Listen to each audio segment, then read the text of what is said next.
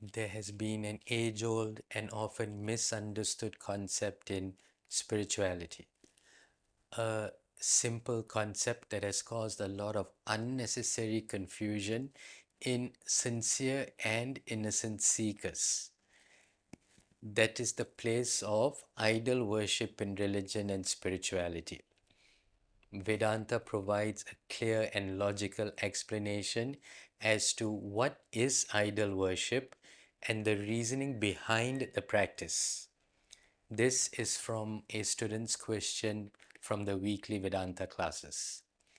Text Bhagavad Gita, chapter 6, the Yoga of Meditation, page 441, paragraph 2, line 12.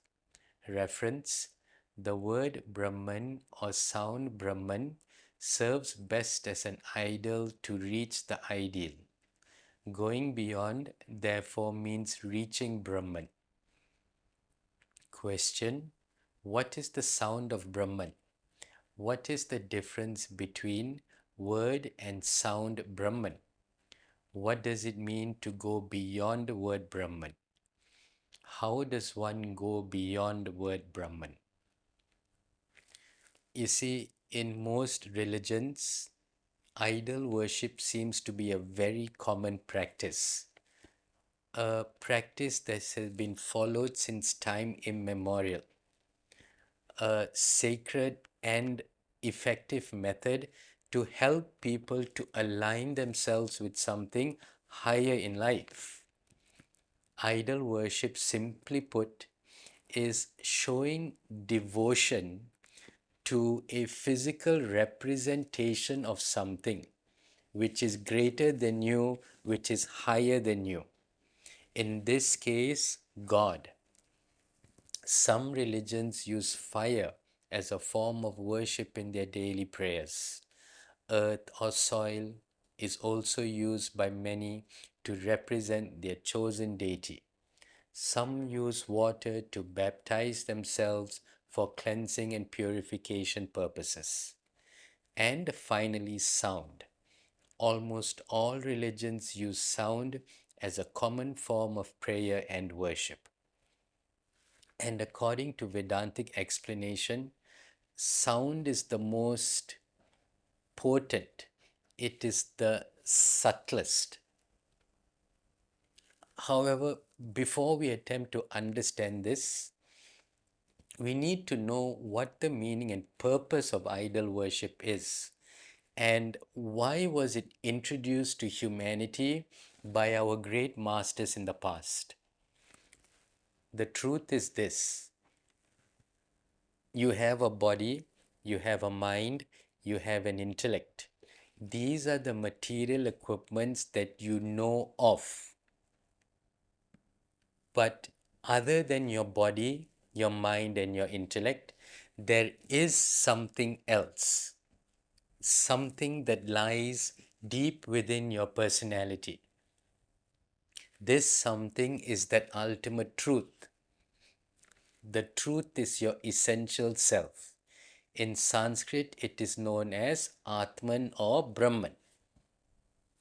Your mission in life is to discover the self within. However, your Atman or Brahman is unknown to you. Yourself or your Atman or Brahman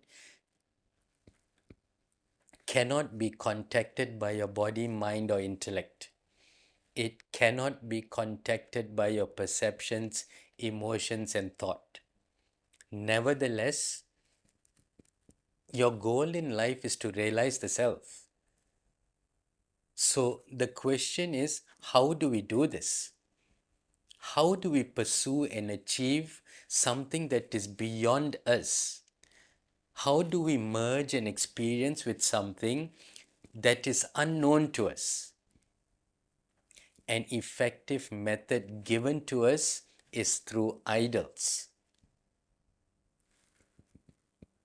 An idol is something that you use to represent an ideal. The ideal is unknown. You need to use something that you know to latch on to that which cannot be known. The idol is meant to help you remember your goal, your ideal. In this mission in life, the Atman is the goal, the ideal, which is beyond you, which is unknown to you. So you need to use something, an idol, to represent that ideal of self-realization. With this brief explanation, we'll address the student's question. What is the sound of Brahman? The sound of Brahman means the knowledge of life and living that takes you to self-realization. Sound and word Brahman means the word or the words or the sound that is used to represent a particular thing.